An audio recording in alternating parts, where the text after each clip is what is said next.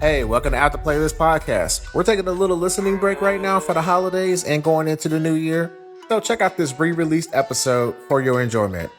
And stay tuned for brand new music playlists and episodes starting January 24th.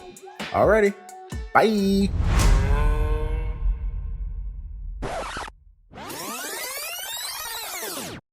Basically, music can activate the same part of your brain that hard drugs and food does, which I thought was really nifty.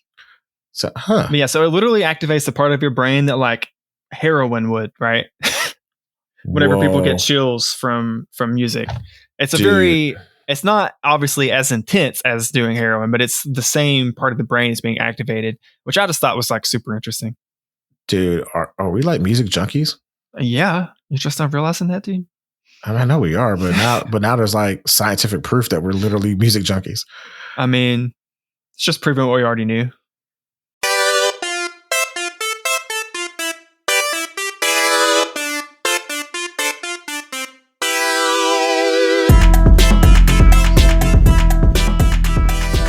Welcome to After Playlist, the music playlist discussion and reaction podcast. I'm one of your hosts, Terry Yo.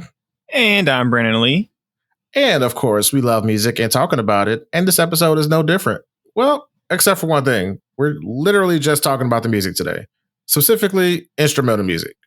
So, we gathered, some of our favorite songs from a variety of different genres that feature no vocals at all, or at minimum, maybe like a little sample or like a harmony or a word here or there. But for the most part, it's just pure music. And, we're going to zero in on it and focus on the instrumentation and composition of these songs. Yep. And of course, we're going to be referring to songs from the playlist throughout the episode. So to ensure everyone is familiar, I'm just going to run through the track list or the playlist really quickly for everybody. Starting at the top, we have Skeleton Key by Pete's Antique. Then Upside Down by Nick Nocturnal and Paula Carregosa. Sounds one fine of those to me. is correct. Then we have Clairvoyant by 12th Planet. Beast in the Belly by Zomboy. The Frostbite remix by Ahya Simone featuring Asmara and Tapiwa. Also hoping I'm pronouncing those right as well. Then Sensuality, Brian Culbertson. Weather by Tycho. And I believe this is actually a Nitemoves remix of Weather by Tycho, if I'm not mistaken. That is correct.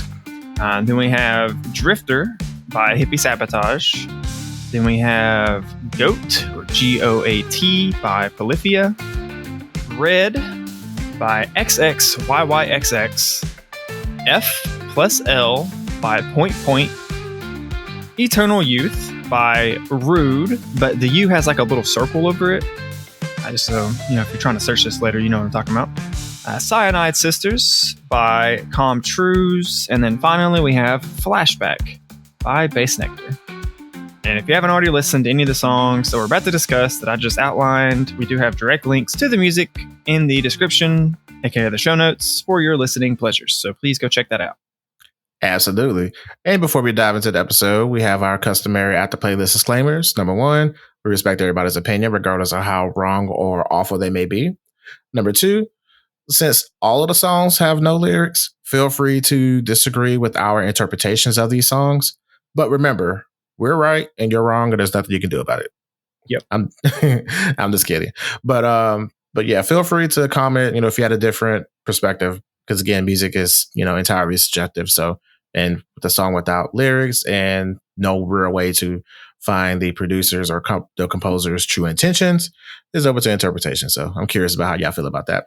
And then number three, we're just talking about the music, not the artists, composers, real life, personal or cancelable issues. And lastly, if you're enjoying the podcast, feel free to give us a like, subscribe, star, favorite, heart, sacrifice, whatever it takes for you to show us that you love us. You can do that on Apple Podcasts, Spotify, YouTube, and a variety of other different platforms. It's the easiest way to support the show, and it's free. Free. Can't beat that. That's right. So, without further ado, let's get into it. So we both kind of went and did some light, I'll say, probably research into the psychology of instrumental music. Yeah, I was actually kind of curious about how, how people interpret music or listen to music in general, and also music without the lyrics. So I kind of went down a little mini rabbit hole with that, and I found some interesting stuff. My sources are kind of all over. I'll try to, put some of the things in the show notes. But for the most part, going to different forums and other different music related communities, it is very funny to me how some people is really polarizing, how people enjoy music without lyrics or with lyrics for that matter. But focusing on songs without the lyrics, I think I found a study from the NCBIA medical group. I might be misquoting that. The link for this one will be in the show notes. You can go there. But ultimately, the summary of defining is happy music without lyrics leads to a stronger positive emotions than happy music with lyrics. Functional MRI data shows differences in brain activity when listening to sad music with or without lyrics. So in general, it's like the music itself kind of like elevates your mind to a certain mindset, and without lyrics or with lyrics, your brain kind of goes into happy mode. But then when you're listening to sad music or listening to sad lyrics, your brain goes the opposite direction. So it's interesting. And the study also shows that this suggests acoustic cues are a key to happiness in music, whereas lyrics are crucial for sad emotions.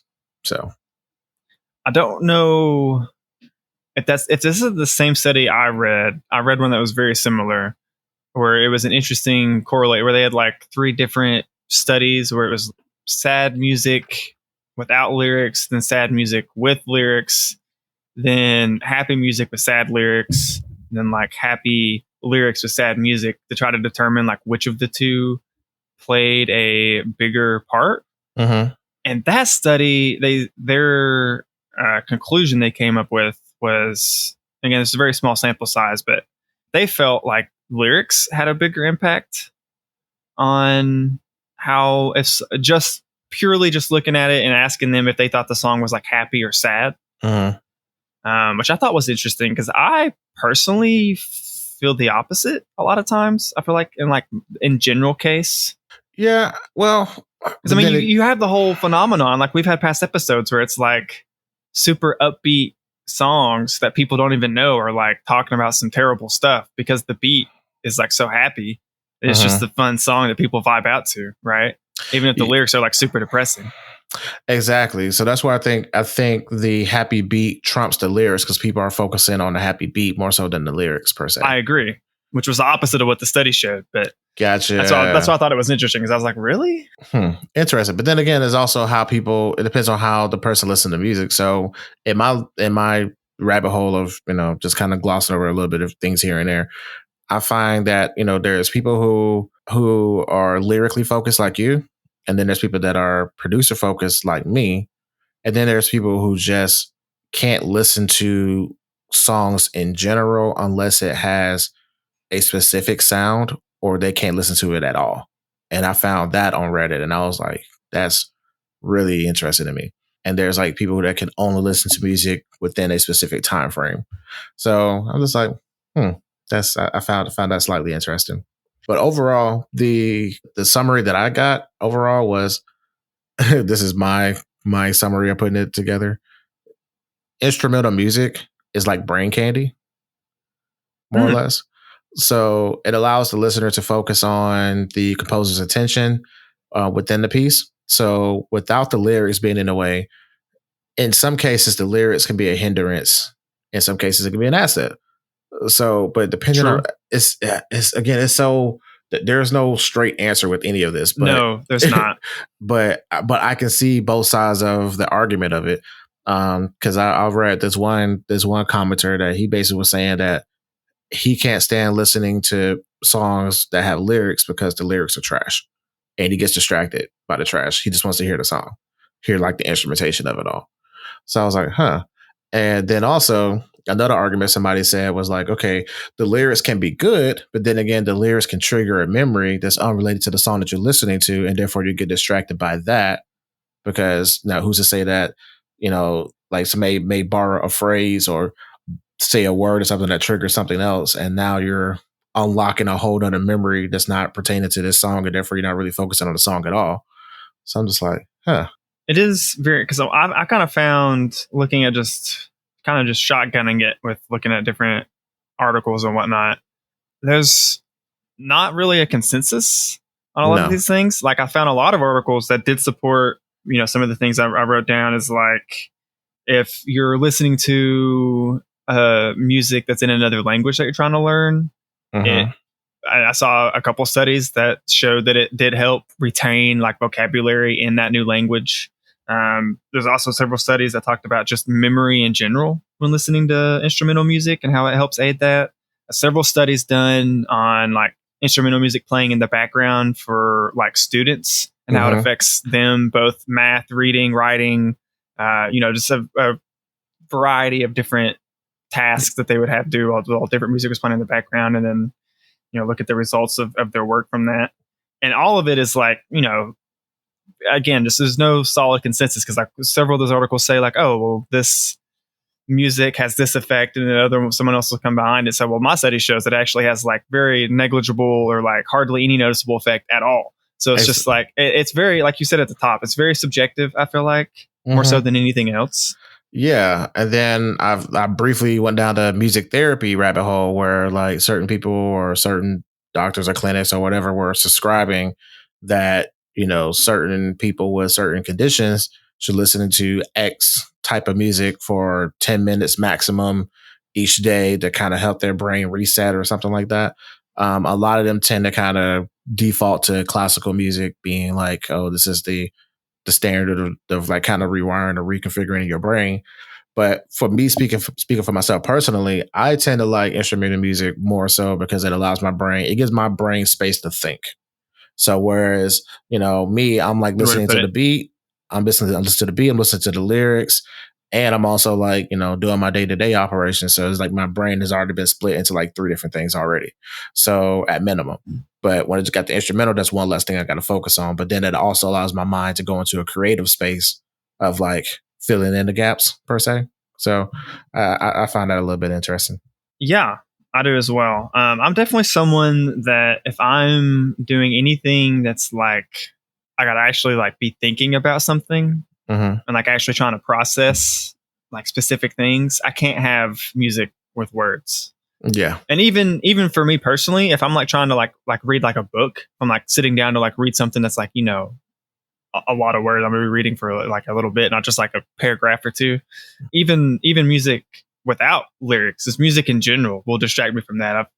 I'll find myself like even like, this past week and a half listening to this playlist, I would have it like, I'd have my earbud in while I'd be doing something else, texting people or something. And now I realize, because I was doing other stuff and like reading text and replying to emails and stuff, I was completely like just not absorbing, which I guess is kind of the point of it being background music.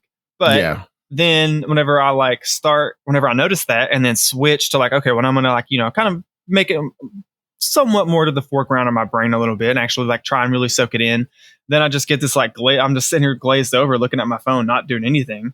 Yeah. I have like this a book I'm reading on my phone or something, and all of a sudden I'm on the same page for like 10 minutes because I'm just not reading it anymore. I mean, well, that's just me in general, but I don't know. It's weird. I mean, well, first and foremost, it depends on the song for sure. And then depending on the type of song it is, sometimes I'm in the mood of like, okay, this is good background music. Cause me, I don't know. I guess I suffer from needing to have some kind of noise going on in the background at all times. But at the same time, I'm okay with occasional silence, but sitting in silence for a long period of time, either I'm going to start making music myself or I am going to hear something and then that becomes my music. Like I'll become like obsessed with the birds or something outside. I'm like focusing like zero ending on like on that cold conversation that them creatures are having instead of just like being in the silence. Well, it is. And one of those studies I read that was talking about or where they did the study with like students and how music impacted their work or whatever. Because there's several studies that did this, basically had the same idea, and they went about it slightly different ways, but the starting point was basically the same. But one of them found that the only like noticeable effects, like changing the music, because like this study in particular, they did a mix of like music with lyrics, music without lyrics, like more background music, more music that was like intentionally supposed to be focused on more, and like it looked at all that. But the only discernible effect that came out of like variating the music was tempo. Mm-hmm. And I made a note of it just because I liked how they wrote it. They said it caused an arousal effect when music with higher tempos was played in the background while you were doing something, which would then cause, if you were doing an activity, it had the general effect of making you want to do it faster, whatever the people were doing in the study, which I thought was interesting and very true to my experience in life in general. Oh yeah, definitely that. Yeah, like if you got a slow tempo song, you can kind of just chill and take your time and not really have any, sense of urgency, but there's something going fast in the background. Yeah, you want to kind of pick up the pace and kind of, ride with it. Unless you're a weirdo like me that sometimes goes slow at fast songs, but whatever. But yeah, that's interesting. That kind of blew my mind just for a second. So in your experience, which would you prefer? Would you prefer music with lyrics or music without lyrics? Or is it depends. Where am I and what am I doing? Like, sure. I will say, even though from literally day one of this podcast, I have been basically saying nonstop how I focus on lyrics, and it's hard for me to just focus on the beat and get in that producer mindset we always say you have or whatever. This playlist for me was like such a breath of fresh air that I didn't realize I needed. Interesting. Uh-oh. Yeah. So is that producer hat coming on a little bit? You starting to notice little things? Okay, so maybe yes, to answer that question a little bit at least. But also pretty much all of these songs are songs that I had favorited on my YouTube like years ago, like a decade ago. And these are all songs that like way before this podcast was even a twinkling of an idea in our eye. It was songs that I already was like very much in love with. That's true. Yeah, I did notice that we both kind of end up going back to the OG well a little bit. Me going back and grabbing Beats Antique, and then you grabbing Polyphia. So I was just like, oh yeah. And then Hippie Sabotage. So I was like, okay, yeah, we got some throwbacks in there. Some throwbacks, and I definitely went back to, because I don't know, sometimes for a lot of our playlists, I try and, at least for like a pick or two, try and somewhat branch out. Like not branch out to a song I've never heard of, but like a song that like I know, but isn't necessarily like one I listen to all the time. Right? Just to give us some variation for myself and for the listeners. Well, I guess since we're already kind of discussing our picks a little bit, we'll go ahead and just jump into the playlist and our thoughts on it. Yeah, let's do it. All right. Well, actually, real quick, I just want to add one more just kind of quote that I pulled from a study that was talking about specifically. I don't know if you get this, but do you get chills from music? Yes, I'm glad you brought this up, because that was something I wanted to bring up as well. I feel music with my entire being. So when I say I love music and I need music in my life, this is not a joke. Like, I don't even think I'll be on this earth if I didn't have music, to be honest with you. So when there's a particular song that I resonate with on a sonic level, like I don't have the synesthesia, nothing like that. Like I don't need to see no colors or nothing like that. But I do feel something. I don't know if it's goosebumps per se or just, I don't know. I just feel something, and it does something to me. And a lot of times I end up receiving the message within the song that may not be blatantly perceived, if that makes any sense. I know I sound a little hokey pokey, whatever, or kind of thing, spiritual, whatever with it. He's a witch. Warlock, get it right. I am a sorcerer. Taco Supreme. Burrito Supreme. Burrito Supreme. Okay. Sorry. We're not gonna bring. They canceled themselves. We're not bringing them up. No, but like I don't know. I just like I totally feel it, and to me like it's I don't know. It's really hard to equate, but those who understand what I'm saying, y'all know what I'm talking about. Like you can feel a whole song within your whole being, and then the lyrics are added bonus. But me sonically, it's certain songs that I would hear, and I won't even hear the lyrics until months afterwards because of the sonic, the composition, the notes, the chords are doing things to me first. Well, okay, let me ask you a follow-up question. Can you intentionally replicate giving yourself chills from listening to music? Like, is there like a specific, like, I know if I play this song right now, it's going to give me like music chills? Mm-hmm. Yep, I have a list of songs that I'll put on specifically for that reason. Okay, because I feel like, I mean, I definitely have felt what I would say is like music chills. I've definitely had songs where it's just like, oh, but I've never been able to like easily replicate it. I don't feel like, and it's usually like the first like maybe couple of times I hear a song that's like that, it'll do that to me. But then it kind of fades after that once I kind of get to know it a little bit better. Yeah, I don't know why that is. Nah, because I don't know. I guess potential. I don't know. I can speak for you on that one, but I feel like some people may kind of just move on, to the next thing after a certain point. Me, I love hard. So if them chords are hitting in a particular way, and it's hitting when you end up making that stank face, just for no reason, you just, God damn, like it can be the slowest song, be the fastest song, and you got that stank face, and you just, God, this motherfucker, God damn, like you just feel it. And there are certain songs that can do it. I know for me, I'm noticing a slight trend that, like, I guess it's the minor chords, I guess, or the ones that kind of get me, or a certain type of detone, or detune, I guess, with the guitars and acoustic guitars. They just do something to me, and it's just like, I don't know. That's me specifically. And then certain notes, like when like a certain harmony hits or whatever, I don't know. It just do things to me. Again, it's all about sensation, and some people feel a certain sensation when it comes to certain songs or certain notes. I mean, everybody responds to things differently, and that's what makes it so interesting to me, because I can hear a song one way, and then another person be like, "Oh God, this song was so annoying." Case in point, how we talked about a while ago, "Lovely Day" by Bill Withers. Like that note at the end, like I feel the passion and all that stuff, and the whole song itself. But meanwhile, other people are saying how annoying the song is. Yeah, because they're not hearing it the same. Can you call corporate and have them change it? Right? I'm just like, no, I'm not changing corporate. No, call corporate, get you the fuck out of here. But yeah, so I guess it really depends. With me being a producer and me being like the kind of person that's like music first and lyrics second, I listen closely to what the music is telling me. And then I like to say a lot of times I'm like spot on without even knowing what the song is saying, what the lyrics are even saying. Like there's songs and there's like in a whole other language, like how I fell in love with I'm a Piano. It's like, I don't even know what they're saying, but I feel it. Like the I See Be Happy is a perfect example. Like, I didn't know what they were saying. It's just the vibe. Like that whole song was just, it's still like, that's a song that gives me chills. Like every time I hear that song. And like, it's just, no matter what I'm going through, I feel it. For jumping into the playlist, a song on this playlist that does that same thing to me is the Frostbite remix by Ahya Simone. Isolation. It just, it's so good. Love that song. One. I was happy whenever you added it and I heard it for the first time. Yes. Please tell me your thoughts on it before I go down the rabbit hole. I mean, there wasn't really, I don't think, hold on, let me pull the playlist back up just to double check. I don't think there's a song on here that I like straight up didn't like. I have one. I think there was one that it's not that I didn't like it, but like after listening to the playlist repeatedly, I did kind of start skipping it. Just like the last, like, I don't know, couple of days maybe.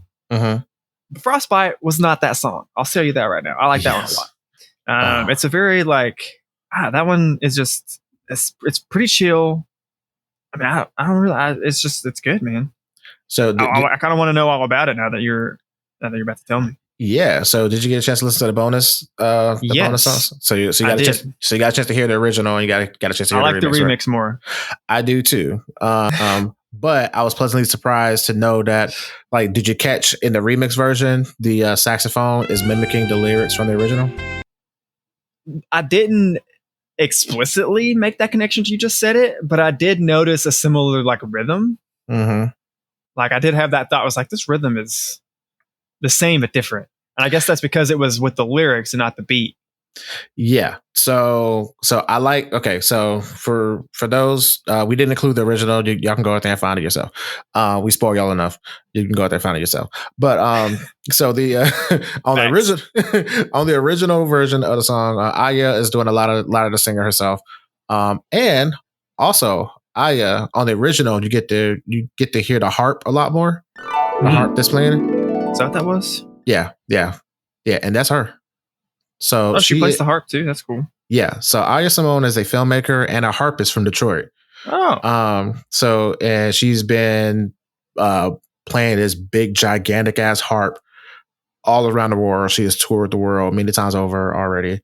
That song came out in 2020, so 2020, and this remix came out in 2021.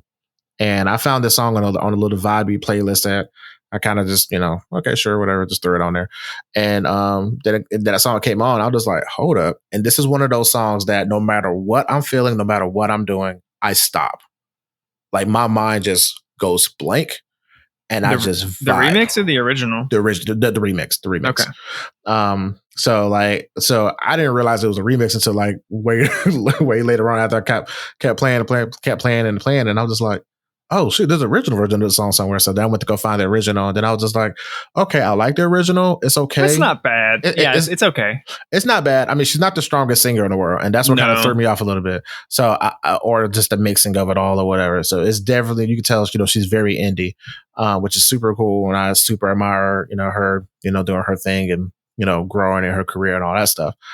But yeah, so then when I got to the remix, that remix goes hard with the production because the remix with Asmara, I believe he's the one adding a little bit more drums, more kick to it. Mm-hmm. So the beat kind of has more little extra thump to it.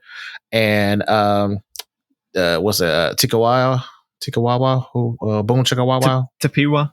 There we go. Yeah, Tapiwa. Tapiwa is the one on the saxophone. Oh, so okay. I do like the saxophone. Yes. And with the saxophone part kind of replacing her lyrics. And then, every now and then she'll pop in with the, isolation. And I finally found like the meaning behind the song, which I, in listening to the lyrics, I kind of got the hint of it, but I finally found a good summary of what the song is about. And the song is about the feeling of being isolated while longing for connection and belonging. And I found that very fascinating, because this is completely irrelevant to the song, but just to throw it out there for those who are interested, Ahya came out as trans. Had no idea. So I guess that's along with mixing in her identity and, fighting for rights and her being a filmmaker, she produced a series that's about 3 trans people navigating their life in Detroit. So that's out there as well. So I just found that very interesting. Just about the song and just, again, the whole sensing of, isolating and belonging and just the harp itself, how it kind of just draws you in. And when you listen to it on that level, you just feel it like on the instrumentation level. I'm just like, damn, this song is wild. I love it. Yeah. It's amazing how, I don't know, for me, I feel like a true artist, like someone who is not just was blessed with a good singing voice and is being paid to sing, right? Someone who is making art can, without any words, express emotions and convey different feelings and thoughts and themes to you without literally a single word. It's so amazing to me. Mm-hmm. And this playlist is just chock full of that. Yes. It's so chock full of it. So many songs on this playlist just makes you feel things, whether it's upbeat or just kind of chilling, vibing out. I mean, yeah, this playlist as a whole was right on time. like I definitely needed this to process some thoughts and some feelings and some things that I'm going through personally. And yeah, it's just a joy of music, man. I love it. So I do want to talk about, they're not exactly the same, but in my head, I've been grouping them together. Mm-hmm. We have 2 songs on this playlist that I've been dubbing as like the fake out songs. Okay. On here. Okay. And that's your pick, Upside Down. Yeah. And then my pick, F+L. Yeah. Because both of those songs start out sounding one way and then quickly transition into a completely different sounding song. Yes. And I love it in both. I love it in one. Which I assume it's yours. You don't love it in F+L? Okay, so F+L, that one, okay. I like what they did. So they're talented and what they did. I just have the memory attached to the original song that they did, that they got that from. Oh, well, see, I have no knowledge. I didn't even know there was an original song that they pulled What? that from. Okay, I've been holding back on this because I wanted to add it to the bonus listening, but I was just like, I don't know if you knew, if you didn't know. Nope, this is news to me. Okay. This is just a song that was randomly back whenever I used to just listen to like massive playlists of just random song recommendations from different channels on YouTube. Wow. Decade and a half ago. And it's been sitting on my liked ever since. This is great. Okay, awesome. Okay, so F plus L. Do you know what the F and the L even stand for? Fritos and lettuce? I don't know. Close. No. No. So, okay. All right. So, okay. This is their remake or cover or sample of Flashing Lights by Kanye West featuring Dwele. So Kanye West on the Graduation album has a song called Flashing Lights and it has that same string. Now, whether or not Kanye West ripped that off or sampled that from somewhere else, I don't know because I didn't go that far in my research. But I know the whole Flashing Lights, that came from the Kanye West version. So we're going to take a moment real quick and I'm going to have Brandon Lee listen to the original real quick and then we'll be right back. Well, see, I'm not really a Kanye fan, so I don't think I've even heard the song you're talking about. Yeah, it's a banger. It's one of the songs that is one of the few songs off of Graduation that I actually like. So when I heard it right out the bat, I was just like, I heard these strings before. And I was like, oh no, is this? I thought this was the original. Well, Flashing Lights came out, and Kanye West Flashing Lights came out in 2007, and then this F plus L came out in like 2017 or something like that, or somewhere down the line, way afterwards. So I was like, okay, either they're sampling that or homaging. Oh, it was 2017, wasn't it? Well, while you're pulling that up, I guess I can talk a little bit about Point.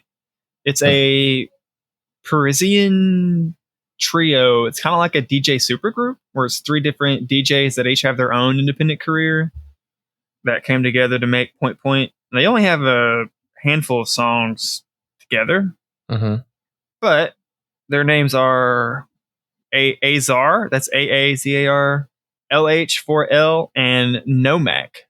And Nomak, I've never heard of him before this, before I looked up who these people were, but apparently he was big enough for whenever I searched just his name, and that's with I believe it's an umlaut over the O for that one, the double dots. I saw there were several actual Reddit posts where people were like, yeah, can someone recommend similar music to DJ Nomak? And I'm like, well, someone knows who he is. Nice. All right, let's get into it. Let's do it. Yeah, so that's the gist of the song. Yeah, I heard the beat immediately. But okay, so you, because of that, you didn't like the string intro, outro, but did you at least like the transition in the like more dubsteppy middle? Oh yeah, that's what I'm saying. So when I say I didn't like it per se, it's mainly because my brain was automatically going back to singing the chorus for that. But then once they picked it up and did their version of it, I was like, okay, it's cool. But just when I automatically hear that string, because it starts off the same exact way, my mind automatically defaults back to that. So then I have to like course correct my brain and be like, okay, no, this ain't that song. This is another song. Let it be. And then I have to kind of let my mind go and accept the point situation versus expecting, Dwele to come through and like sing. But I do like how they did start off, kind of doing the whole Flashing Lights thing, and then like just kind of picked it up a little bit for sure. It's literally the transition into the more EDM style music. Like the strings are not knowing it was a sample from a Kanye song or whatever. I thought the strings were nice, but it was literally the transition that like made me fall in love with the song more than anything else. Yeah, I mean, I'm a sucker for strings and I'm a sucker for EDM, and you put both of them on the same track. Yeah, so I mean, I didn't dislike it. It's just, again, it was just more of it's a mental speed bump when it came to that track. So, that's fair. I definitely can see that. I mean, I've experienced that myself on plenty of songs on the podcast so far. But okay, well then the other half of that coin of the fake out songs is Upside Down by Nocturnal and Paula Carregosa. Yes. But that one is a totally different style of fake out where it starts as like a soft melodic acoustic. It almost has, I'm fairly confident the guitar playing is like nylon strings because it has a very specific quality to it that is different from like a regular brass nickel guitar string sound. Okay. But then it transitions into the like more heavy rock, heavy metal sound halfway through. Okay. I see you, Mr. Metal Man over here. I see you. So so that was a happy accident. I didn't know anything about Nick Nocturnal. And Never heard of him before, or the song before this playlist, but I thoroughly enjoyed it. Interesting. So this origin story of this song for me, I was traveling back to Atlanta, and I was like, okay, let me just put on what's some new rock. I haven't listened to any new rock in a while, so let me just kind of just find a station on YouTube or whatever, and just let that play a little bit. And I got maybe like 1 or 2 songs in. I was like, I don't like none of these new rock bands. They all sound nasally and just weird. And then this song came on, and I was like, what is this? And it was like ding ding ding ding ding. And like, okay. I'm like, okay, well, this ain't rock. Like, did I press the wrong button? And then I was like, oh, okay, there it is. So, and I enjoy how it just kind of flips back and forth, back and forth, back and forth. Mm-hmm. So apparently, Nick Nocturnal, he has like a super influential YouTube presence to where like he's like been doing it for like over the past decade, where he like cultivates and like, I guess, teach people how to metal. Like, so he has a whole series of how to metal, and some of the collaborations on that series include Bad Wolves, Alex Terrible, Suicide Silence, and a couple other people. And it just recently, like within the past year or almost 2 years at this point, decided to shift its focus from doing full length tracks as opposed to just like doing little short form video series. Because the fans were like, hey, can you do an extended version of this song? Can you do an extended version of this one? So he was like, okay, I guess I'll do some original stuff. And so I believe Paula Carregosa is the one doing the guitar in the beginning. So that's her. And then he will come in with the heavy. So those two are like jamming together, going back and forth with different styles of metal. That makes sense because it is very seamless. Mm-hmm. The transition between the two, and like you said, it does go back and forth a couple of times, I think, throughout the song. And yeah, each time the transition was like, ooh. like spot I was on. wondering with the two names if that was the situation where it was the two guitar styles with the two artists, or if it was just one of them was like a producer and this was just some like superb editing in the in the booth or something, you know? Right.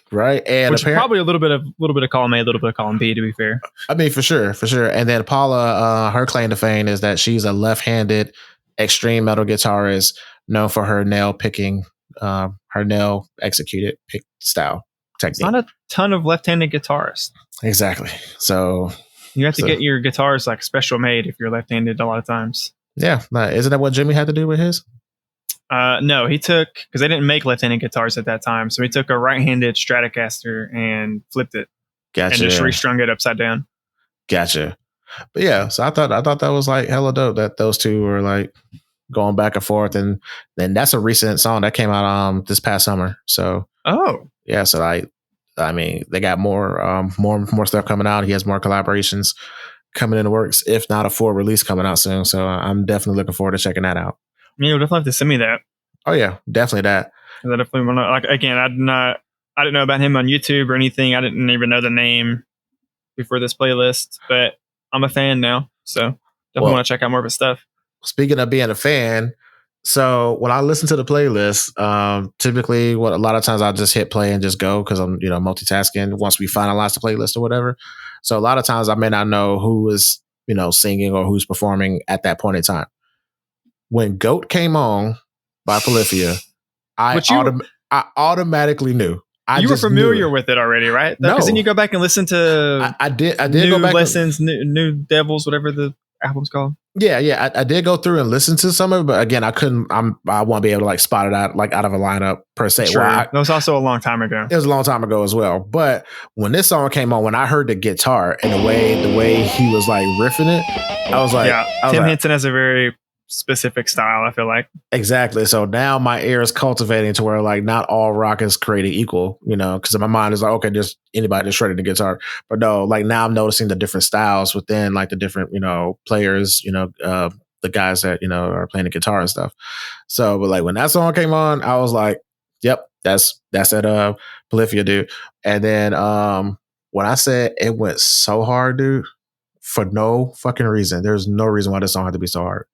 No, there is a reason. The reason is they titled it G.O.A.T, so they had to bring it, or the title would be a lie. I mean, that's true. That's true. I kept themselves honest on it because, they brought the heat, man. That's true. That's true. I'll give it to him. Like, he definitely 100%. That song title fits that song. When I say that man went from the bass to the drums to the shredding, like, you talking about perfect executing on editing or just playing. I don't even know how they even did all of this, but it is amazing. It's an actual band. It's a Texas metal band. There's 4 people. Tim Henson is the lead guitarist. He's one who does all the crazy, amazing guitar stuff. Then you have Scott LePage, does a lot of the rhythm guitar stuff. Clay Gober is their bass guitarist. Their bassist is also pretty standout in my opinion. And then Clay Eschleman, hope I'm pronouncing that right, is their drummer. And their drummer and Clay Eschleman and Tim Henson, the drummer and the lead guitarist, are like so outstandingly stellar, man. It blows me away. And so many of their songs, both of them are just so good. I mean, the whole band is great, but those two have like some real standout instrumental moments on a lot of songs. Yeah, like definitely. Like this is one of the ones I played on repeat quite a bit. And also I was just happy when it came on the playlist. Like, it just gives me like, I don't know, just like I get giddy. So when that song comes on, it's so good. Like, I'm just like in awe. Just like, I don't know. It's hard to explain. Like, I don't got the stank face. I kind of have that face of like this. Okay. Like, I was just in awe. I'm just looking at it, like giving the side eye, like, wow, you had to do all of that. But I'm glad you did, but you had to do all of that. So whenever this was one of, for me, like filling out or getting all my picks for this playlist, this was, at least of like recent episodes, probably the quickest turnaround I think I've had in like getting, I think it was like the day you sent me the playlist and I was like, hey, can we do this? I like had, so like the end of that day or like early the next day, I had all my picks for it. Yeah. And Polyphia was like if not first, it was like my second pick. I was truly shocked how fast you turned around this playlist, considering that you're a lyrics focused person compared to me. So, which I was just like, this is gonna be a challenge for him. Oh, this is gonna be a good one. And okay, here it is. What? Well, I don't know. I've been trying to think about it a lot, man. I don't know if maybe because I'm in general so lyric focused, whenever I do find a song that has no lyrics like this playlist and I like really it like connects with me in one way or another, it makes it that much more memorable, I guess. Yeah, I can see that. Yeah, that totally makes sense. Yeah, because like I said, several of these songs were from like, decade ago, from way back down on my YouTube liked, but at least half of them, if not over half, were just songs I didn't have to like go. I wasn't scrolling through a long list of liked songs or that. I searched them specifically and then added them to because I knew immediately as the topic was in front of me, I was like, okay, I got to add this song, this song, this song, this song. And then, I don't know. It's something about this playlist or this theme, I guess, is surprising how in tune with it I've been this week. Yeah, that's awesome. Yeah, okay, I guess, which one you want to tackle with next? I think I just went with G.O.A.T. Let's do Skeleton Key. Yeah, man. Because I've only heard a handful of songs by Beats Antique since was it our second or third recommendation roundup that you introduced into me? As a second recommendation roundup.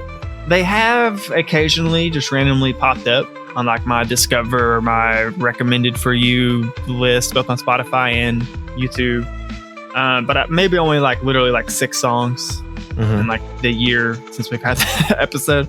But one thing I'm always so like routinely impressed by them is like these musicians, you can tell they thoroughly understand the, I don't want to put the source music, I guess, of like not, because like it all has the like old timey like almost region specific sounds, right? Like each of their songs I've heard at least have like very like it almost like immediately teleports you to a place in time that's very specific. But then the actual like instrumentation is a bunch of like EDM and stuff. Yes. So like you have to. It's just so amazing to me because I don't believe you could have this quality of music, because all of the Beats Antique stuff I've heard is amazing quality. This song, especially Skeleton Key, but to have that sound with like using all EDM techniques and sounds and stuff, but then still nailing the actual like aesthetic theme of the sound that they're going off of is just so, I don't know, man, it makes me so happy. To me, when I think about Beats Antique and a few of the other people on this playlist, including Polyphia, I just think of craftsmanship. Yes, like that's the word that like sums it up perfectly for me. Is like they know their art, they know their skill set, they know their tool, they're very proficient with it. They're roller 20 at all times. They know what's up and they know how to use it. And then because they're so skilled at it, when they decide to on a foundational level, so then when they decide to like flip it up and mix it in with the other stuff, it don't lose its original luster. It just further enhances it. Mm-hmm. And the thing about Skeleton Key, that was the first song I ever heard about them. So with me coming into this band with that sound alone, I was like, first of all, what the fuck? Secondly, how? Third, I need more of this. Because it's like I just went through all those emotions because this song is the equivalent of Music Gumbo in one track. Like there is absolutely, you have everything in there. You got like the old school like Persian, Middle Eastern flavor vibe with a little bit of EDM on it, but also the classical vibe. It has so many good things with it. The music video, that's a whole other thing. So, because I tried to watch that and I'm too sober enough to watch that, but again, I love it so much. And then for them to call it Skeleton Key, with it being such a Music Gumbo-y kind of song, it fits. And I had an idea what a skeleton key was, but then like you had to Google it to find a perfect definition. And the best definition I found is a skeleton key is a key in which the side bit has been hollowed out so that the key can open many different locks. And yeah, it's basically it's like the master key. If you have like a big building with a bunch of different locked doors, you might have keys specific to each door, but then the skeleton key could open all of them. Right? Exactly. And then with this song in general, it like is literally unlocking all the doors to all the different genres of music. And I didn't even like put that together until you just said that, but that is pretty cool. Yeah. So that's why like I fell in love with that. And the song is timeless. The song came out in 2012. The song sounded like it came out last week. It could have came out. It could have came out in like the 60s, the 80s, the 90s. It could have come out last week. And if you had told me any of those, I'd have been like, all right. Yep. Like no questions asked at all. It's just like okay, it tracks. Yep, makes sense. So yeah, I just freaking love them. So, those guys, 3 members, Dan, David, Sator, Kimberly, Foreigner, and then Thomas, or I forgot what they call him. I forgot his nickname. Tomas? No. Like, Sidecar Tommy. There was a call. That's his nickname. Okay. Sidecar Tommy, I think. So, but yeah, like them 3 people, man, all of them are like proficient in all their instrumentations and multi instrumentalists and can just take care of everything and all. I mean, I would love to just be on the fly on the wall and just walk and watch them work, like watch them create, like just see how the vibe is in the room when they make these kind of songs. Like, I would like to know what the process is like. That's true. Yeah. Again, it's going back like with them, with me being so positive that they're like I mean, like you said, they're craftsmen, right? Mm-hmm. And they have such an innate understanding of the sound they're trying to make.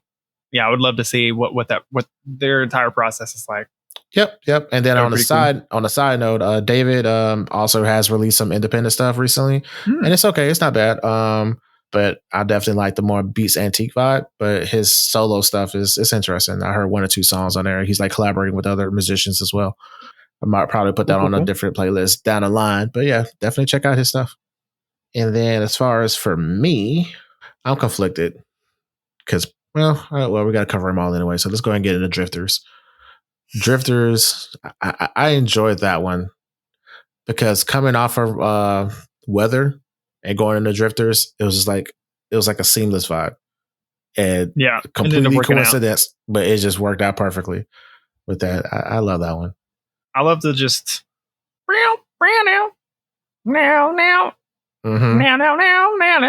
just like the guitar, man. Yes. A lot of my songs, or several of my songs, have like a guitar, like a very like string central focus, I feel like. Yeah. it just it just I don't know. Like when I listen to it, I feel like I'm on a beach. And that's the vibe I get. I feel like I'm like on the beach. It's like not noon, not quite dark, but like it's somewhere in between where it's not like too hot but not too cold either. And it just I don't know. You just kind of just I don't know, riding away. It was kind of weird to explain, but yeah, that's the vibe I get. Well, I definitely kind of see it, especially with like the very soft, quiet outro, like kind of somewhat long outro. So quiet, in fact, that a couple of times while playing the playlist in my car, I didn't have the sound turned up too loud, and I would think, like, what did the song just stop? Is my app frozen? What's going on? And I like turn it up, and I would just hear the very soft, like little tinkling strings that got at the end. It definitely has like a relaxed. I could definitely see like a beach chill vibe.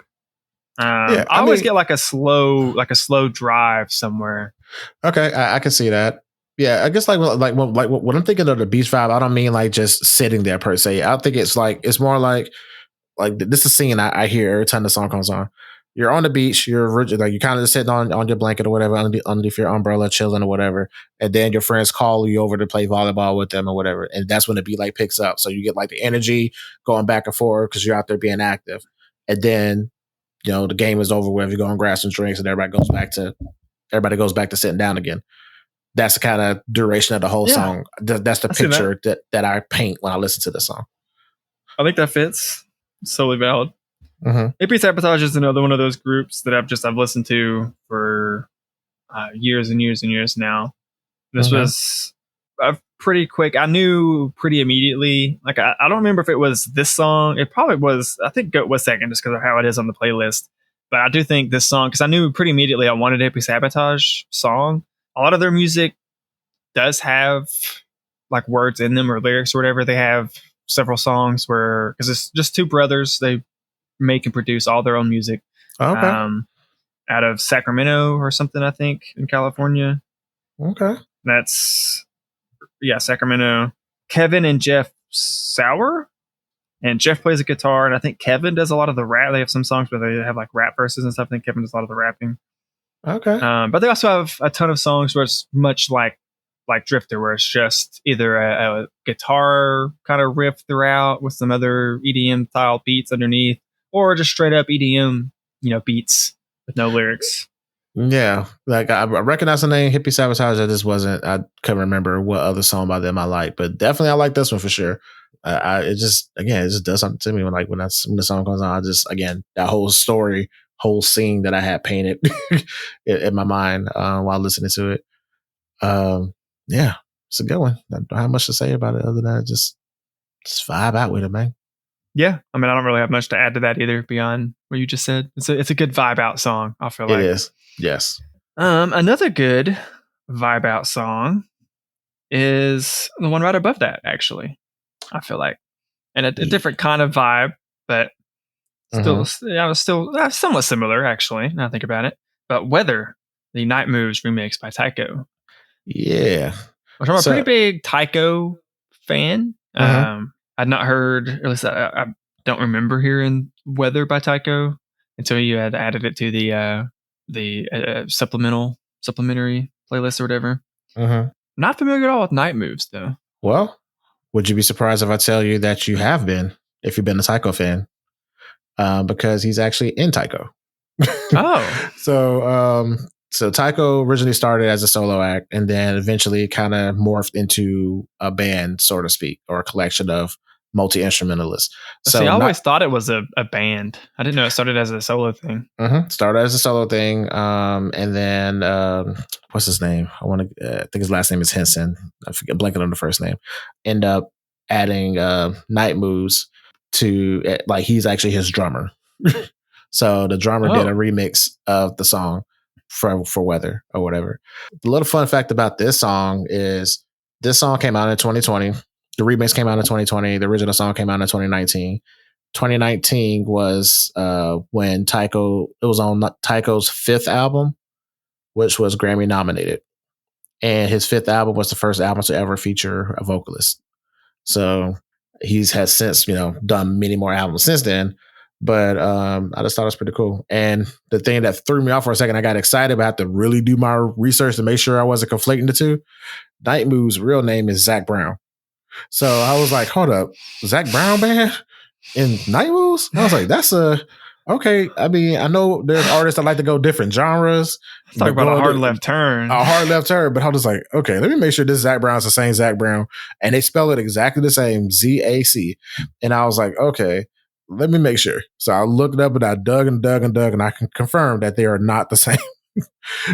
Because this other Zach Brown is from San Francisco. This Nitemoves Zach Brown is from San Francisco, and Zach Brown band is from Georgia. So, so two different guys.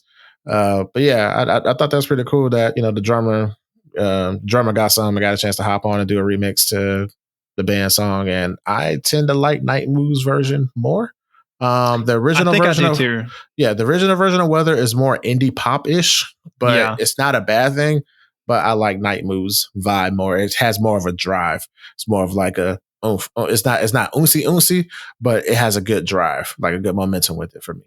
There's a fair bit, I feel like, of Tycho's music that is like that, where it's more poppy, kind of, sort of. I don't know. They're kind of hit or miss for me, but whenever they have a song that I like, I end up usually like really, really liking it. Yes.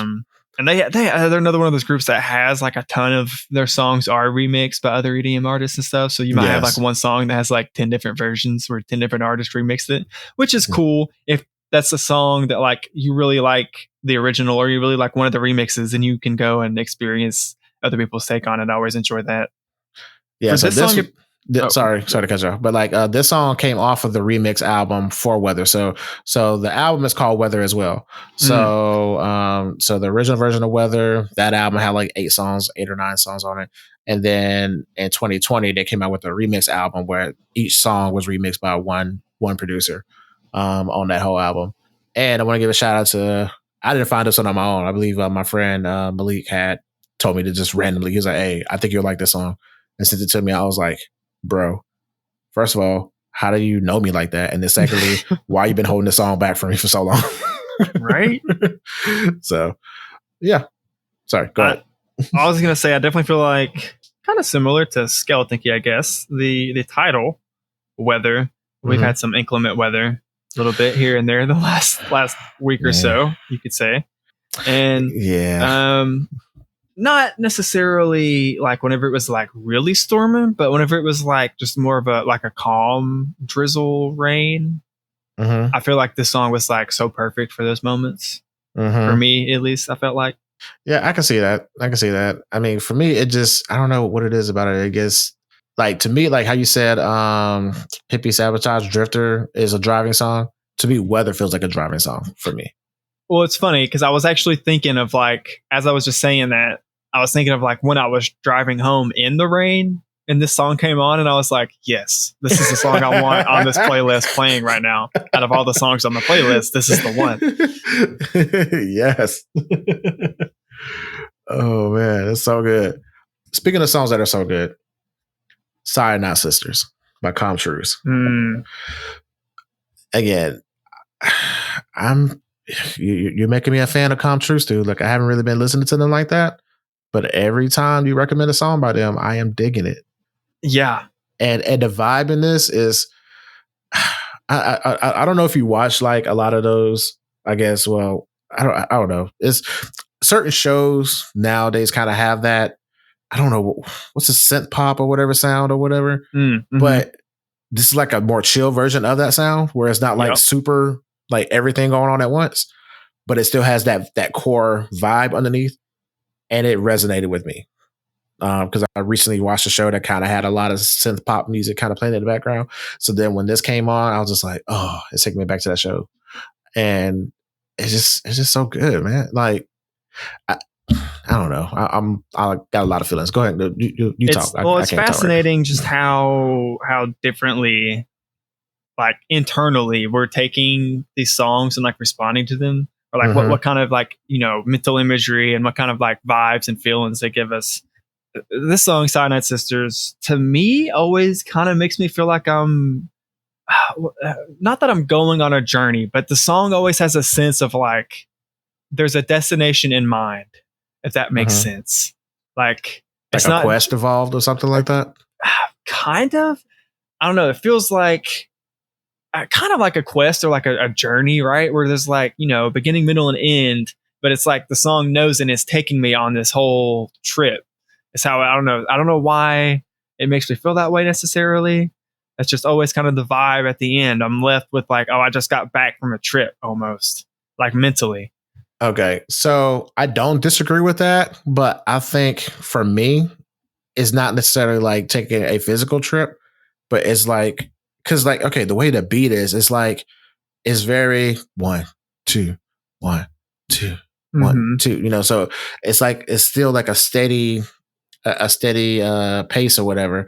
And then you have all the synth and everything else that kind of swells, and then it cuts all that out again and goes right back to the 1, 2, 1, 2. And to me, it feels like almost like a conversation, you know, like you're talking to someone and the things are kind of getting intense a little bit.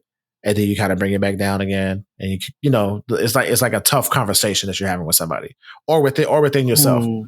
That's the feeling that I get when I listen to it. Honestly, dude. Yeah. I think your description is more in tune than mine was with what I feel. It definitely, now that you say that just kind of clicked for me. It definitely feels like you're having a conversation. Yeah, that's such a great way to put it, actually. I'm telling you, I can feel this shit, man. I don't know what it is. That's like, I don't need your lyrics. Fuck your lyrics. I got a whole narrative in my head.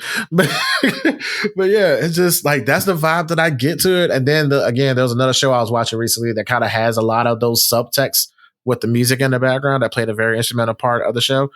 And so that definitely like had me tone that skill up a little bit.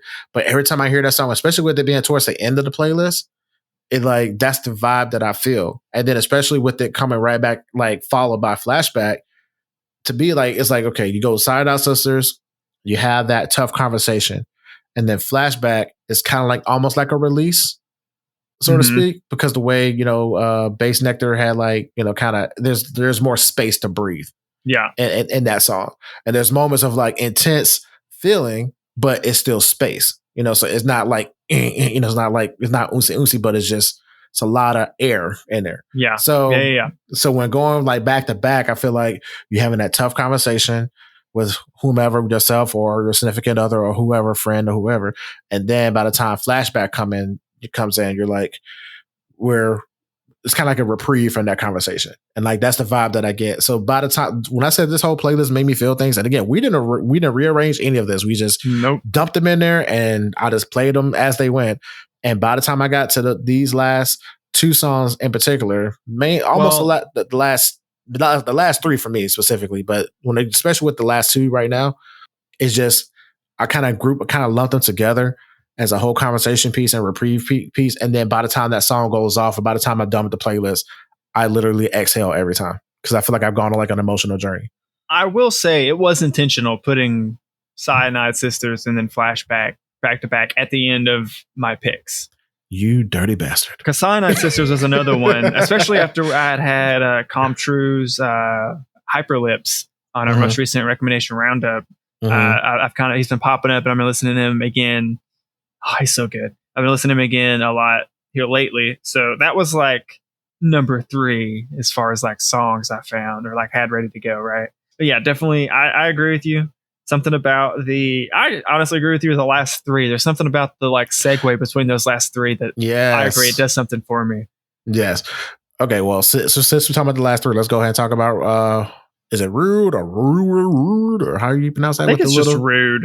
The little special O thing on top of that. I don't know how that works, but yeah, I'm going to pronounce it just RÚDE. Okay, cool. I'll do that because Lord knows I can't speak English. Or we could just say Eternal Youth and just talk about the song list. Yeah, well, yeah. But the song was called Eternal Youth by RÚDE with a special little circle over to you. Yeah, we're going to say RÚDE. I like this one a lot as well because this is more of the music I listen to when I'm doing like productivity work or just kind of chilling. It's like this style of, I guess, chill hop ish or whatever. Yeah, that's my lo-fi vibe. Yes. So like that's the vibe for me. So when that song came on, I was like, okay, yes, this is my wheelhouse. This is music I have on in the background while I'm editing, writing, producing, doing whatever, or even at work. Sometimes when I can, have full control of the radio, just be in my own little zone. And the people at work make fun of me. They're like, oh, he got that elevator music on again. I was like, I ain't trying to look. I'm not doing this for y'all. This for me. Like, I'm trying to calm my own brain down. So it gives my brain space to think and focus on what I'm focusing on instead of having to listen to lyrics and zoom this and zoom that or whatever, special effect, whatever.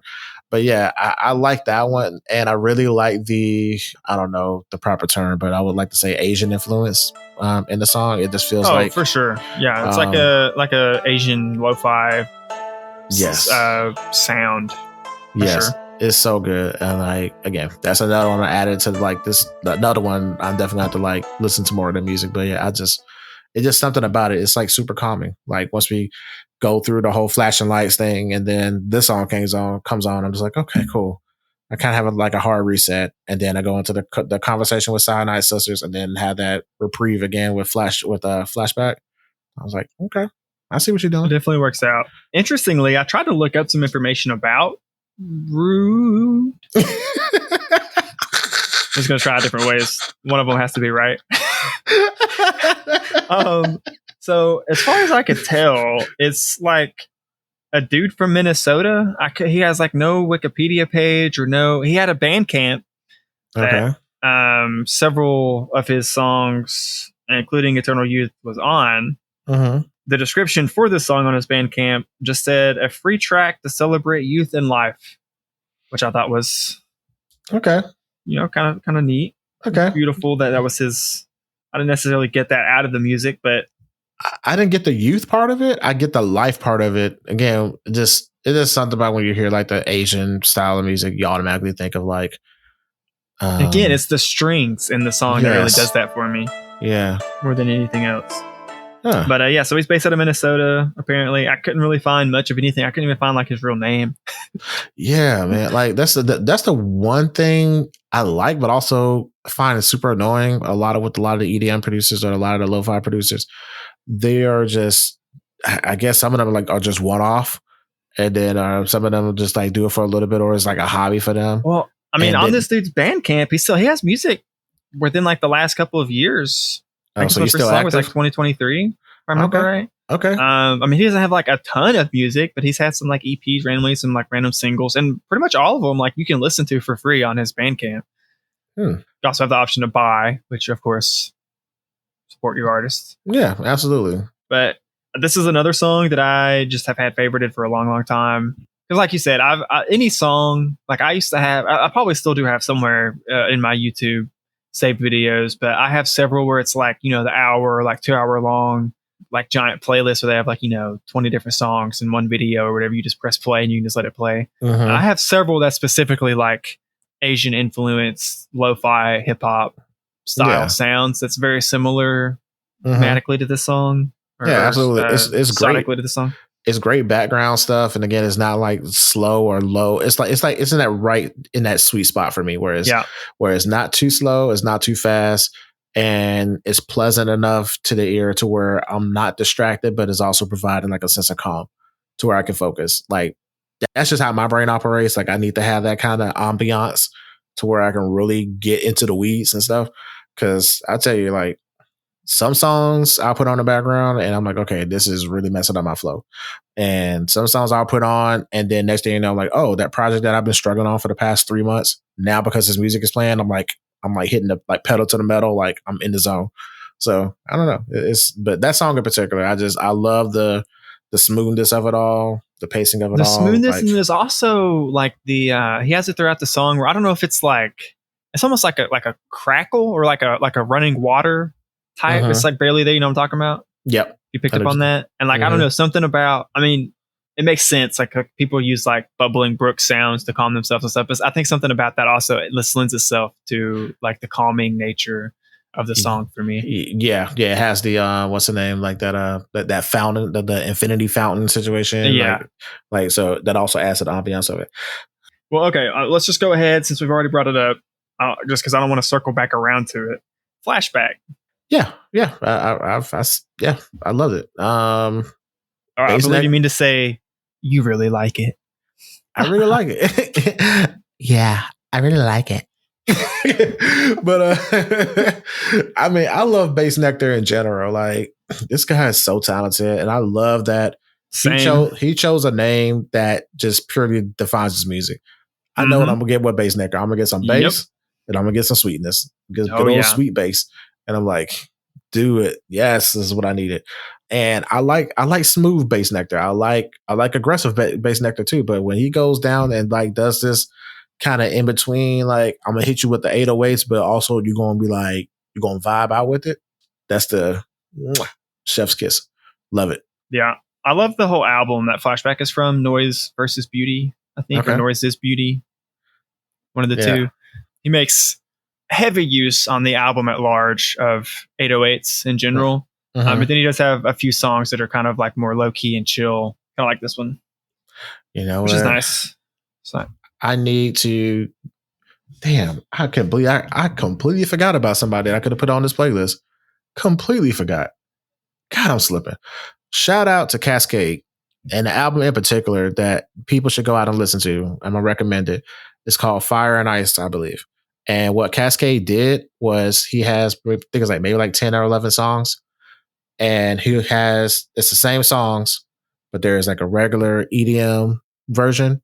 And then the same 10 songs is a chill version of each one. And it's so good. Like, so you get to hear both sides of the same coin. You get to hear this song as a regular EDM, and then you get to hear a smooth out version of the same song later on the album. I just love that concept. So if you're into that. Is that Cascade spelled like the dish detergent? No, Cascade with a K. Yeah. Okay. K. Yeah. Making sure, you know. Cascade featuring Dawn. No, that's lame. Well, I'm not familiar with Cascade, I don't think, so I'll definitely have to check them out. Yeah. Like he's worked with Deadmau5, and I want to say that's another name I've not thought about. There's so many. There's a lot of dubstep artists, honestly, that I like thought about in making this playlist that I decided not to put on here just because I mostly already had my picks finalized at that point. But it did make me think of just a lot of the dubstep groups and artists that I used to listen to. You know, it's ironic talking about just this entire topic because it had me thinking back in high school when dubstep was like first, like, well, not first, but whenever it was like probably in its heyday, right? Like early 2010s. My girlfriend at the time, I tried so hard to get her into dubstep, and we would not like actually like angrily argue, but like, you know, kind of playfully argue all the time about how she didn't enjoy it because it didn't have lyrics. And I would try so hard to get her to just listen to the music and just vibe with the beat. And the irony in that with where we are right now, what we're doing. That's funny. It was not lost on me. That's funny. Yeah. I remember when dubstep was, when I first discovered dubstep, and I was trying to get my coworkers into it because I was listening to it. And I was like, dude, this band Nero had this song called Me and You. And I was like super into it. And they kept making fun of me. There was like me and you, me. Like they started making fun of the song. I was like, no, it's a good song. They were like, it's all right, but I don't know if it's going to last. And then it took over the United States and all the dubstep elements, which are still prevalent, but it was kind of fading out like how disco was, whatever, at this point. But there's still moments of little dubstep influence here. I think a lot of people have taken it and like you said, it's influenced and merged and morphed into other new things. Because I feel like the nature of dubstep is kind of be fluid, I guess is a word I'll use to some extent, if that makes sense. Yeah. Gets what I'm trying to say. Yeah, fluidity. Yeah, I can see that. Yeah, dubstep does have a little fluidity, even though it kind of has its roots in reggae, and that's kind of been like a whole other thing. But yeah, that's pretty cool. Speaking of the OG dubsteppers and all that good stuff, 12th Planet, Clairvoyant. What did you think of that one? That was the one I would skip the last couple of days. I really liked all of these, especially whenever the playlist was first finalized and I was listening. That was one that I like really vibed out to. But somewhere after listening to it, like 10 or 12 songs, I was kind of like, man, I don't know why that happened. I really just realized like a couple of days ago, I was like, I'm just not vibing to this song like I did like the first 5 times I listened to it. I mean, that's fair. I was thinking the other song you would skip that one because as much as I love that song, I even sometimes I would kind of want to skip it, but then I get sucked into it. But Clairvoyant, the Zomboy one, yeah, Zomboy. But Clairvoyant, it again, that's like one of those chords that gets me, like how it starts off and then it kind of flips it up a little bit. Like I like when songs go hard and super aggressive, but then have a moment of like just like breathing. And that song does that. So it starts off kind of smooth-ish, and then it picks it up, and then it has that moment of like all the other sounds go away, and then it kind of just you have a moment of like to exhale for a minute, then it picks back up again. I like that a lot. Well, okay, I will say, let me, I guess, clarify. When I say skip, I don't mean as soon as I would see it and it's like the first few seconds. You will break your knuckles trying to skip that song so fast. I understand. It would be you ain't like, got to lie, Brandon. You ain't got to lie. Typically, it'd be like halfway through the song. I would just be like, all right. Like, okay, I'm done with it now. I've had enough. On to the next one. But again, like, that was only like the last few days. It's not like I hated it like from. It's not like I hate it now. I think it's just I don't know why, but that one I don't know. It kind of wore me out, or wore its welcome, however you want to put it. I get it. That song came out in 2021, and 12th Planet, because we're talking about the old school dubsteps and how dubstep kind of came to the US and everything. He was one of the first dubstep DJs and producers in the United States when it came over. So he was doing EDM since 2006. And then EDM kind of took over the United States music scene like in the early 2010s ish, around that time when it became like a mainstream thing. And his name came from a book. So he picked his stage name from the book by I want to say xxyyxx. It's basically, I guess, a science fiction or maybe some truth to it, I guess. Basically about how extraterrestrials basically came to Earth and planted the seed for humanity. And then how the ancient Samaritan civilizations, has evidence of their influence, and how there's a whole other planet out there that's existed for over like 3,000 some years, and the superior race and all this other stuff. So that's just facts, bro. Hey, you know what? Cool. I mean, I don't know. I'm not here to debunk or deny or prove. Do your own research and believe what you believe. I ain't got time for all of that. But yeah, well, it's cool that all of that led to his artist name, I guess. Yeah. That was what inspired him. Yeah. So, and then looking at the cover, like the vibe I get from the cover, like I automatically think about the Scarlet Witch because I'm a Marvel person. So just like looking at the cover art makes me think of the Scarlet Witch.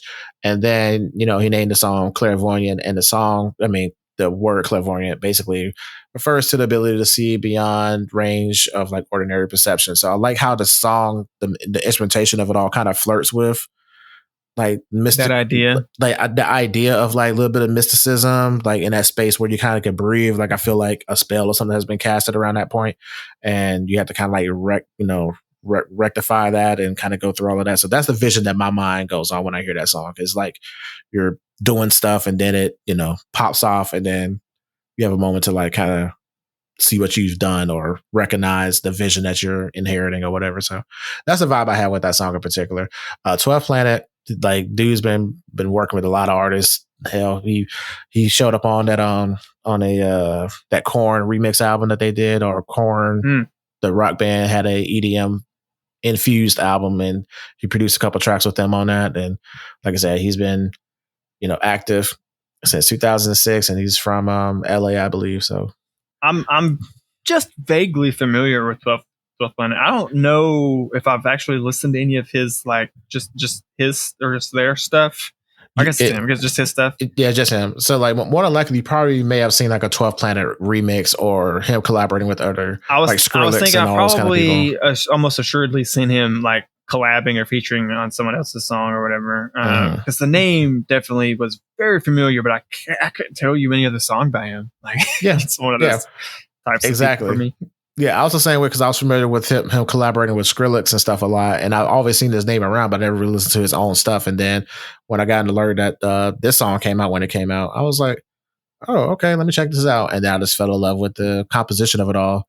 And yeah, I was shocked. And I guess I'll go ahead and hop into my second to last pick, if you don't mind. We can go into Beast in the Belly by Zomboy. That song came out in 2014. I am proud to say that he is the only artist on here from England from my picks. So I'm branching away from Big England. ups to you. Big ups to me. I'm proud of me.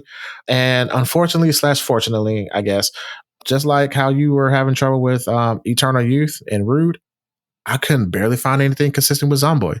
As far as like any kind of background information, like limited socials, like you don't really have a lot of stuff out there. But I did find something that was funny to me. I happened to find an old article where he mentioned that he did this as a joke. So he started off. Really? Yeah. So he started off doing EDM because his flatmates wouldn't stop talking to him about it. And they kept telling him, like, dude, this EDM thing is taking off. So his flatmates explained to him what EDM was and suggested that he try it. And he's like, fuck it, I would do it so y'all would shut up. And now this dude is like toured the whole world and everything else because of his flatmates' influence. So sometimes you should listen to your friends. Sometimes you shouldn't. But in this case, you really should listen to your friends. I will say this is the most, I think, correct me if I'm wrong, but this is like the most dubsteppy song on the playlist. 100%. This is full dubstep. 100% dubstep. And this is, I fell in love with this song when I heard it way back when. Like, this is one of the ones that's been like deep in my archive that I've been wanting to do this playlist. So this one and Skeleton Key are the two songs that inspired this whole theme of a playlist. I just loved how it switches up so much, and then how that song hits so hard for no reason. It's dubsteppy, but it has, you know, the robots fucking sound, but it's more than just the robots fucking. It's like, I didn't want you to know, every time this song came on, I thought of you saying that on the recommendation roundup. I was like, this is exactly the sound he was talking about when he said that. This is it. This is it. Exactly. This is exactly what robots sound like when they fuck. But yeah, so like, you know, that's a vibe that, you know, I just like it, you know, I like the constant switching with it. And I like the build up and the beat drops. Like, this song has more beat drops than any of the songs on the playlist. And, but each drop is different and it's warranted, and you feel it. Even if you don't have a system in your car, you still can feel the bass. Like, it's a musical roller coaster for sure. So I would describe it.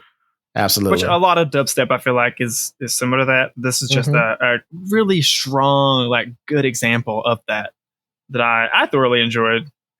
I will say there was a couple times I skipped this one just because it is kind of a almost stereotypical dubstep sounding, and I would want to get to like some of the other songs that are, well, okay. So also one thing I did, I don't normally do this, but for once I actually like would shuffle this playlist a lot while listening to it. Interesting. It seemed to work out really well for this playlist in particular, I thought.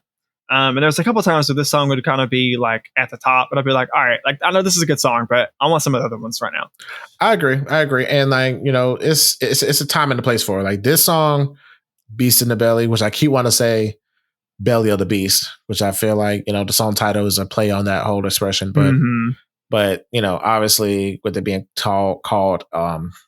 called Beast in the Belly, I'm assuming the meaning of the song is like, because all the beat drops and constant getting ready to like the build up, I feel like obviously there's like a beast within us that's trying to get out. So that's the kind of vibe that I'm getting with the song.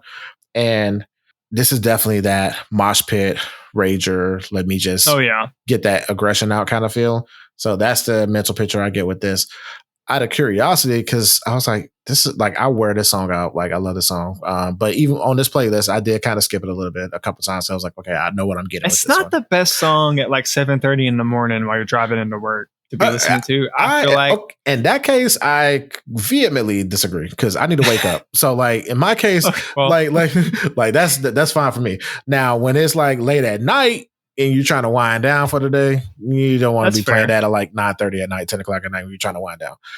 But to get your day started, yeah, why not? Let's go ahead, you know, pull the beast out, pull the belly out, do your thing. But I was curious though, and I went back and listened to his album. I started to listen to it. I didn't finish it yet. And I started to listen to his album, the album that this came from. And he has some really good stuff. Like, I haven't really listened to any of his other music, but I really do appreciate some of his other work. So definitely give him a shot, a listen. I think he's still active. He should still be. Are the other songs of his that you've heard, are they also like just instrumental, no lyrics? Yeah. Well, yeah. Most no. He actually has one song where he has a rapper on there. It's still dubstep, but he has a rapper on there just like rapping over the beat on one song. And then a couple of the other ones are instrumentals. And then I think there's a chick singing towards the end, but I don't know for sure. Haven't made it all the way down there yet. But I will say Zomboy is definitely he was new to me coming into this playlist. I had not heard of him before this. Definitely turned down for what kind of vibe. Oh yeah. If you're, into that. Very good comparison. Honestly. Yep. Which is honestly, not to reuse that word again, but it's kind of the opposite vibe of your last pick on the playlist. Oh yeah. Good old Sensuality. Sensuality by Brian Culbertson. So, what did you think of that one? It's sensual, all right. That's definitely some music. You got a girl over and you got the lights dimmed and some, glasses of wine have been drank. This is a song you throw on. You know what I'm saying? 100%. And yeah.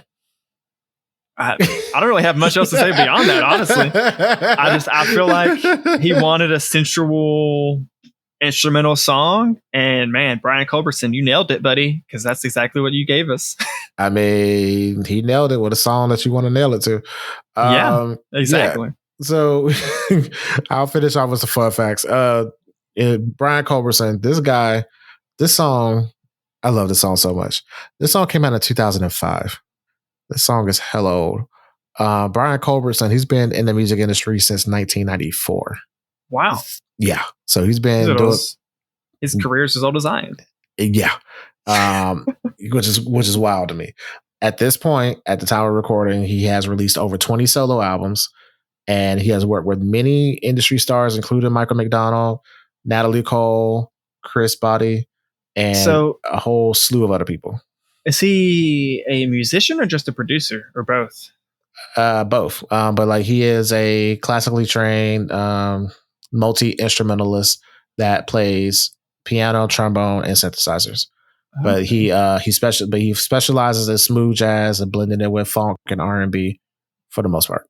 But he does he does a little bit of everything as far as like performing live, and I don't think he sings personally. I don't think I've ever heard him sing, but he does perform live and stuff to this day. And one of his more recent albums, I think the 20th album, he has an album called 20 that he released, and I included one of those songs on the supplemental listen. That song was called "You Are My Music," and he had featured a guy on there named Noel Golden or something like that. I think his name Gordon had that guy singing on the song. And you think Sensuality? You put that song, and I am man. Somebody getting pregnant. Need to be back to back. Yeah. Somebody getting pregnant. That's all I got to say.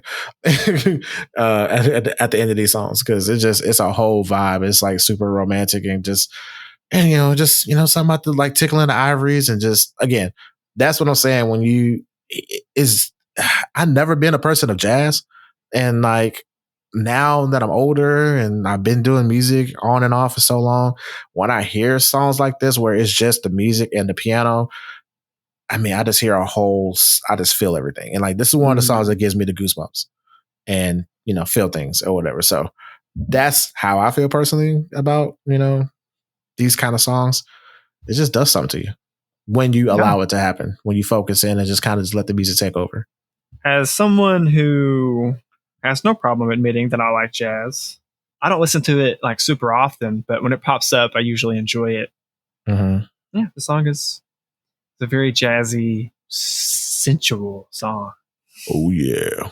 Oh yeah.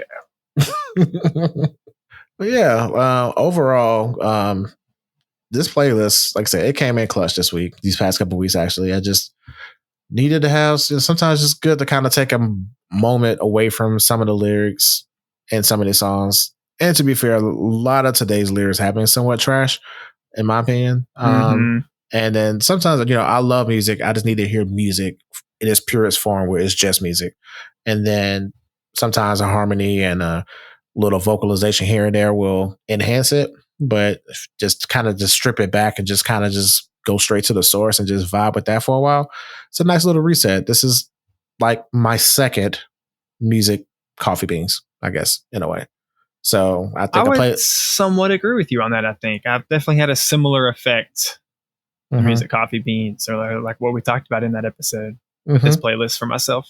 Yeah, because like after listening to this, I feel like I can go to any genre and like have like a fresh pair of ears to enjoy it for me personally. But that's just me. But I'm curious of what you, the listeners, what you guys feel and how did you interpret the same vision that we saw or heard and felt, or did you feel things as well? So I'm curious about and that. If you didn't do it the same way we did, let us know how you experienced it. Absolutely. What was your experience like? Yeah. That's what music is all about. We gotta bring us together through our subjective listening experiences, you know? Yes, sir. All that being said, thank you for listening to our playlist and hanging out with us today. We love hearing from you. So please go to afterplaylist.com for our social media links, previous episodes, and previous music playlists. Also, if you're enjoying our content, please be sure to like and share this episode and the music playlist. It's totally free, helps support the show. If you want to do a little more than that, though, you can consider joining our Patreon at patreon.com/afterplaylist. So yeah, thanks for listening. And until next time, bye. Bye. Black Giraffe made this.